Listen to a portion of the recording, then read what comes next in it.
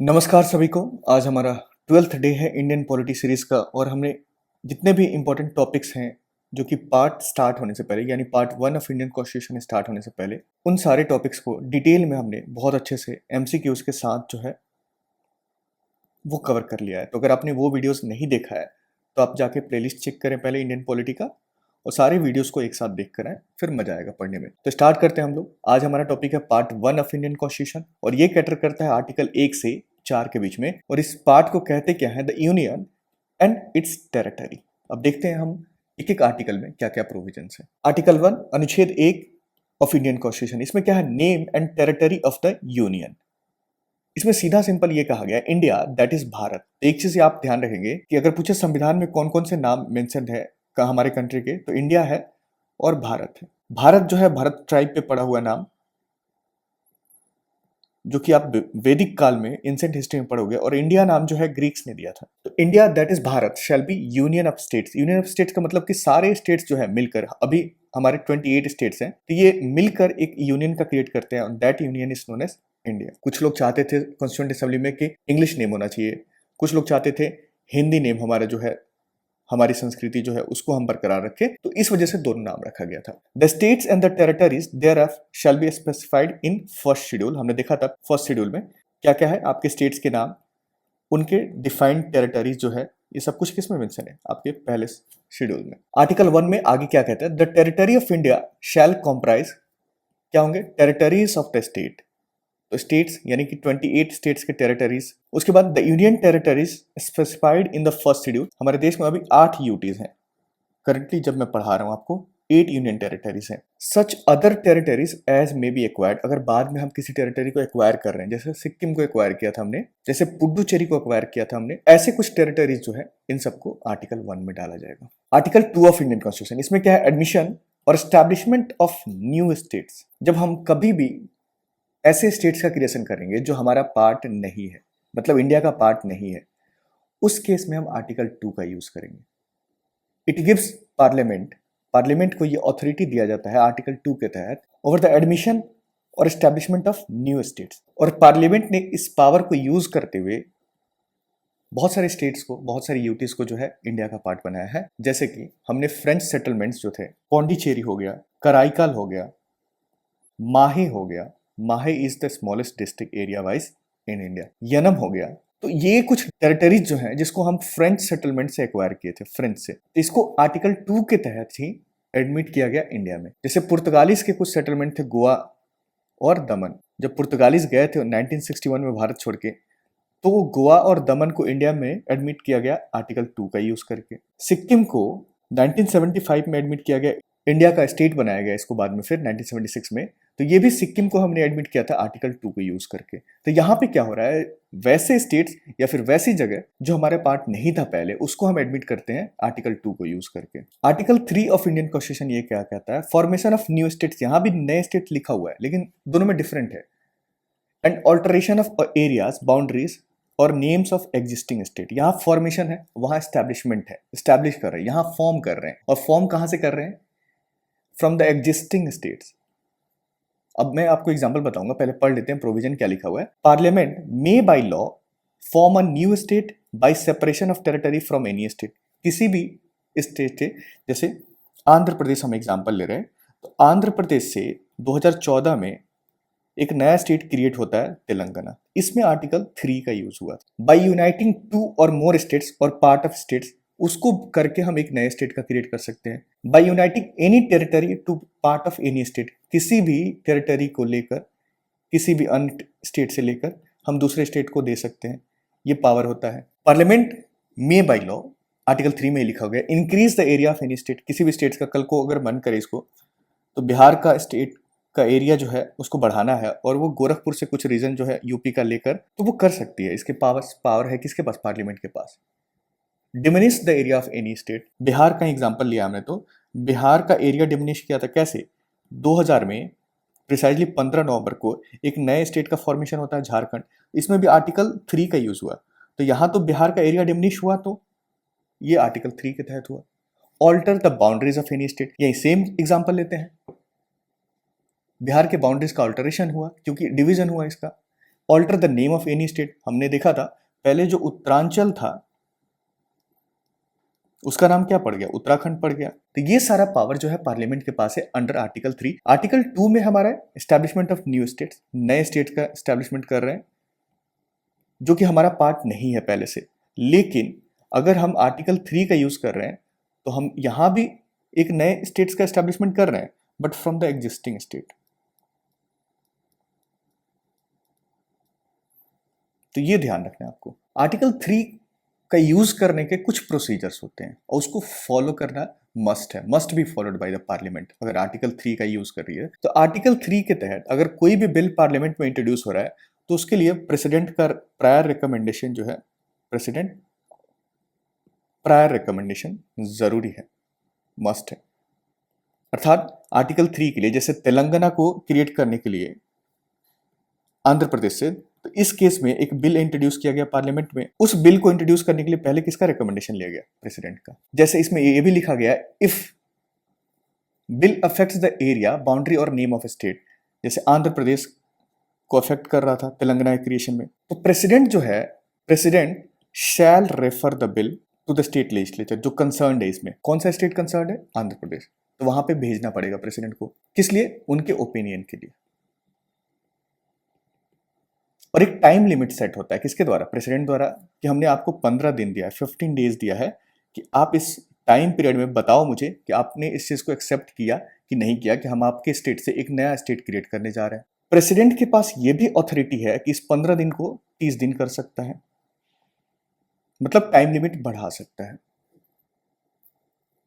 और अगर 30 दिन में स्टेट जो है कुछ नहीं बोलता है तो पार्लियामेंट ये मान लेता है कि हमने उनसे ओपिनियन ले लिया है।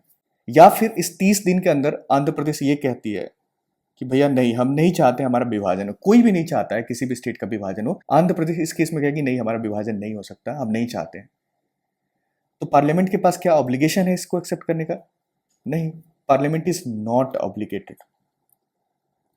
पार्लियामेंट जो है इनके स्टेटमेंट से ऑब्लिगेटेड नहीं है, मतलब इसको नहीं माने माने उनके ऊपर है, चाहे वो टाइम पीरियड के अंदर ही क्यों ना दिया हो।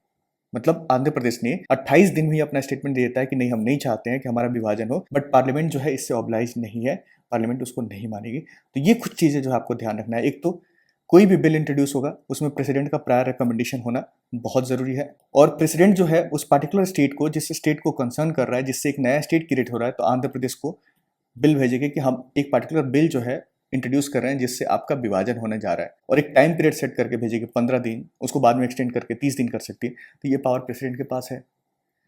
स्टेट लेजिस्लेचर अपनी सहमति देती है कि ठीक है आप कर दो तो वेल एंड गुड, नहीं देती है तो भी पार्लियामेंट के पास जो है बाध्य नहीं है उनके स्टेटमेंट से, ये ध्यान रखिएगा। एक बहुत इंपॉर्टेंट चीज मैं आपको बता देता हूँ कि आर्टिकल 3 का जब यूज होता है, आर्टिकल 3 का, तो उसमें क्या होता है, प्रेसिडेंट का प्रायर रिकमेंडेशन जो है वो मस्ट है। लेकिन जब हम आर्टिकल 2 का यूज कर रहे हैं, जैसे सिक्किम वगैरह जब क्रिएट किए थे हम इंडिया में, उसमें प्रेसिडेंट का जो है प्रायर रिकमेंडेशन नहीं चाहिए होता है। आर्टिकल 4 में सिंपल ये कहा गया है कि लॉज मेड अंडर आर्टिकल 2, यानी कि हम किसी नए स्टेट्स का क्रिएशन कर रहे हैं जो कि हमारा पार्ट नहीं था। 3, किसी एग्जिस्टिंग स्टेट से एक नए स्टेट को क्रिएट कर रहे हैं, तो इन दोनों आर्टिकल का जो हम यूज कर रहे हैं, that are not to be considered, उनको नॉट कंसिडर करेंगे कैसे, as an amendments of the constitution under article 368। यानी कि आर्टिकल 368 में अमेंडमेंट्स जो होता है उसमें एक स्पेशल मेजोरिटी चाहिए होती है। तो इसका ये अर्थात हुआ कि एक ऑर्डिनरी बिल की तरह एक सिंपल मेजोरिटी चाहिए होगा। मतलब कि जिस दिन मान लो पार्लियामेंट के लोकसभा में 300 लोग आए हैं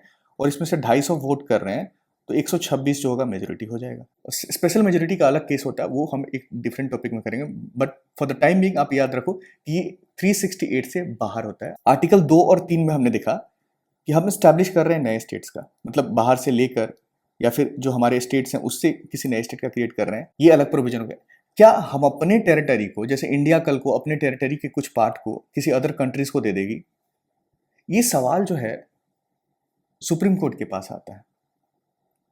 क्वेश्चन देखिए, is it true that parliament's power to reduce a state area under article 3 also includes the power to cede Indian territory to foreign territory. जैसे आर्टिकल 3 का यूज करके क्या पार्लियामेंट जो है किसी स्टेट का पार्ट जो है, जैसे राजस्थान का कुछ पार्ट अगर कल को पाकिस्तान को देना चाहे, तो क्या ये दे सकती है पार्लियामेंट अपने आप ऑर्डिनरी बिल से? ये केस आया था 1960 में, 1960 में सुप्रीम कोर्ट के पास। प्रेसिडेंट जो है वो रेफर किए थे सुप्रीम कोर्ट में ये केस। कहानी क्या हुआ था, एक एरिया था जिसका नाम था बेरूबेरी। बेरूबेरी यूनियन जो था वेस्ट बंगाल में था। एक एग्रीमेंट साइन होता है between Firoz Khan Noon and Nehru government 1958 में। इसके तहत नेहरू जी ने क्या किया, कुछ पार्ट जो है बेरूबेरी का किसको दे दिया, पाकिस्तान को दे दिया। और वेस्ट बंगाल जो है इस चीज से परेशान हो गई, तो वेस्ट बंगाल ने प्रेसिडेंट से कंसल्ट किया, प्रेसिडेंट ने फर्दर इसको सुप्रीम कोर्ट में केस भेजा। हुआ क्या था, जैसे आपको पता होगा 17 अगस्त को 1947 में रेड क्लिफ लाइन आता है जो कि डेमार्केट करता है इंडिया और पाकिस्तान बॉर्डर। और ये जलपाईगुड़ी वाला केस जो है हम ईस्ट पाकिस्तान से लड़ रहे हैं। ईस्ट पाकिस्तान यानी कि जो करंटली बांग्लादेश है। ईयर है 1960 1960 का। रेड क्लिफ जो है बेरूबेरी यूनियन की जो एरिया है वो इंडिया को दे दिया था, बट वो मेंशन करना भूल गया था किसमें, मैप में। बस यही तो मौका चाहिए था किसको, पाकिस्तान को। फिर पाकिस्तान क्लेम करती ये हमारा पार्ट है, लेकिन उस टाइम पे ये था किसके कंट्रोल में, इंडिया के कंट्रोल में। तो जो नेहरू न्यून एग्रीमेंट हुआ 1958 का, उसमें नेहरू जी ने आधा पार्ट जो है दे दिया पाकिस्तान को, और जो हाफ था वो इंडिया रख लिया। और गवर्नमेंट ये बोलती है, मतलब नेहरू की सरकार ये बोलती है कि हम जो है we are not ceding our territory, मतलब अपना टेरिटरी जो है वो गिव अप नहीं कर रहे, वो नहीं दे रहे, rather we are exchanging it, exchange कर रहे हैं हम बस। ये तर्क दिया किसने, नेहरू की सरकार ने। अब ये सब कुछ नेहरू सरकार ने कहा। अब बारी थी सुप्रीम कोर्ट की।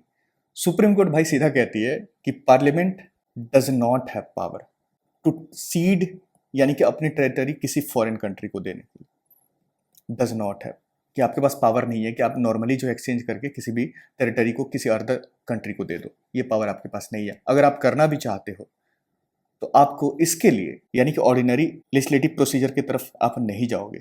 तो करना क्या होगा, इसमें लेजिस्लेटिव एक्शन की जरूरत है। और लेजिस्लेटिव एक्शन का जरूरत होने का मतलब क्या होगा, आपको अमेंडमेंट करना होगा संविधान में, और that amendment should be under article 368 of Indian constitution.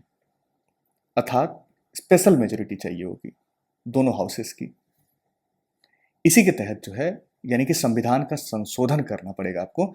और 9th कॉन्स्टिट्यूशनल अमेंडमेंट एक्ट आता है, क्योंकि उस टाइम पे लेजिस्लेचर दोनों हाउसेस में, लोकसभा हो गया, राज्यसभा हो गया, मेजोरिटी किसकी थी, कांग्रेस की सरकार थी। अब जो प्राइम मिनिस्टर चाहते थे वो होगा, लेकिन थोड़ा डिले हुआ। तो जो भी डिस्प्यूटेड टेरिटरी थी पाकिस्तान को पास कर दिया जाता है 9th constitutional amendment act of 1960 के तहत। ये था बेरूबेरी यूनियन केस। तो इस केस से ये पता चला कि इंडिया अगर चाहे कल को अपनी कुछ टेरिटरी किसी अदर कंट्री को देना चाह रही है, उसके लिए उसको कॉन्स्टिट्यूशन में अमेंडमेंट करना होगा। 1960 में तो हम और आप जिंदा नहीं थे, बट रिसेंट केस मैं बताऊं 2015 में जो 100th कॉन्स्टिट्यूशनल अमेंडमेंट एक्ट हुआ था 2015 में, उसमें इंडिया ने कुछ इनक्लेव्स जो बांग्लादेश की टेरिटरी थी उसको इंडिया ने रिसीव किया, और कुछ अपने टेरिटरीज जो है वो बांग्लादेश को दिया। तो यहाँ पे भी लैंड बाउंड्री का सेटलमेंट हो रहा है। यहाँ पे हम अपने टेरिटरी दे रहे हैं और कुछ टेरिटरी एक्वायर कर रहे हैं, कुछ ले रहे हैं। तो यहाँ पे हमने संविधान का संशोधन किया अंडर आर्टिकल 368। ये उसी का जन्म दिया हुआ है, 1960 के केस का जन्म दिया हुआ है, जो कि हम आज भी फॉलो कर रहे हैं। ये ध्यान रखिएगा। तो अगर हम अपने टेरिटरी देना चाहते हैं किसी अन्य देश को, तो हमें आर्टिकल 368 का यूज़ करना पड़ेगा, नॉट दैट आर्टिकल 3 का यूज़ करके जो है आप ऑर्डिनरी फॉर्म की तरफ नहीं जाओगे। चलिए कुछ क्वेश्चन करते हैं। According to article 1 of Indian constitution, India क्या है आर्टिकल 1 ऑफ इंडियन कॉन्स्टिट्यूशन के तहत, तो India is union of states है। India is the union of state. और दो नाम कौन कौन से, India that is Bharat. Next आपका, Indian parliament has the power to create a new state under which of the following constitutional provision. यहाँ पे वर्ड जो है क्रिएट है, तो क्रिएट कहाँ पे, आर्टिकल 3 में जाएगा। वैसे ही होगा, Indian parliament has the power to establish a new state, उस केस में आर्टिकल 2 का यूज होगा। और यहाँ पे हम क्रिएट कर रहे हैं एक नए स्टेट से, एक स्टेट से दूसरे state. Which one of the following is empowered to alter the boundaries of state under the constitution of India. ये किसको पावर दिया गया है, पार्लियामेंट को पावर दिया गया है to alter the boundaries under article 3 of Indian constitution. A bill for the purpose of creating a new state in India must be passed by, तो ये must be passed by parliament। और कौन सा वो चाहिए होगा आपको, ऑर्डिनरी बिल की तरह, that is simple majority. Simple majority मतलब members present and voting. Consider the following statements, यहाँ पे चूज द करेक्ट स्टेटमेंट बताना है। The bill enacting any change in article 3 of Indian constitution has to be introduced with the prior approval of prime minister. Second statement है, parliament is obligated to accept और act on the views of the state if passed within the time limit, मतलब कि अगर time limit में जो state legislature है वो बता देता है कि हम नहीं चाहते हमारे स्टेट से नया क्रिएशन हो, तो पार्लियामेंट के पास ऑब्लिगेशन है कि उसको माने। Laws made under article 2 and 3 of Indian constitution are not to be considered as an amendment under article 368। तो प्रायर अप्रूवल प्राइम मिनिस्टर का होता था? नहीं, प्रायर अप्रूवल प्रेसिडेंट का होता है। दूसरा स्टेटमेंट, क्या ऑब्लिगेटेड था पार्लियामेंट? बाध्य है? नहीं, ऑब्लिगेटेड नहीं है। यानी पहला स्टेटमेंट गलत है, दूसरा स्टेटमेंट गलत है, पहला गलत, दूसरा गलत, पहला गलत, दूसरा गलत। और laws made under article 2 and 3 ये outside the purview of article 368 था। लेकिन हम अपना टेरिटरी अगर किसी अन्य कंट्री को दे रहे हैं तब हमें आर्टिकल 368 का यूज करना होगा। And the last question of the day is, Sikkim was admitted into the union of India accordingly article 2 of the Indian constitution. ये सही है, क्योंकि सिक्किम हमारा पार्ट नहीं था, हम एक नए स्टेट्स का स्टैब्लिशमेंट कर रहे हैं। Telangana was separated from Andhra Pradesh accordingly article 3 of Indian constitution. तो हाँ, एक स्टेट से दूसरे स्टेट को क्रिएट किया हमने, कब? 2014 में, प्रिसाइजली 2 जून को तेलंगाना का फॉर्मेशन होता है। तो ये आर्टिकल 3 का यूज हुआ। तो both the statement are correct. तो एंड करते हैं फिर with the same theme of Ashoka tree, that is शिक्षा या तो मुफ्त होनी चाहिए या न्यूनतम लागत पर होनी चाहिए। और ये वीडियो अगर आपको पसंद आ रहा है तो जरूर अपना लाइक और कमेंट जो है छोड़कर जाएं, और आपने अभी तक सब्सक्राइब नहीं किया है तो प्लीज़ कीजिए, ताकि आपको कंटेंट जो है मिलता रहेगा। इससे हमें कुछ होता नहीं है लाइक कमेंट से, बट हाँ, क्योंकि पैसे मिलने हैं नहीं मिलने हैं वो तो व्यूज़ पे मिलेंगे, बट लाइक कमेंट से एटलीस्ट मुझे पर्सनली जो है अप्रिशिएशन मिलता है और थोड़ा काम करने में मज़ा आता है फिर। ठीक है, मिलते हैं फिर।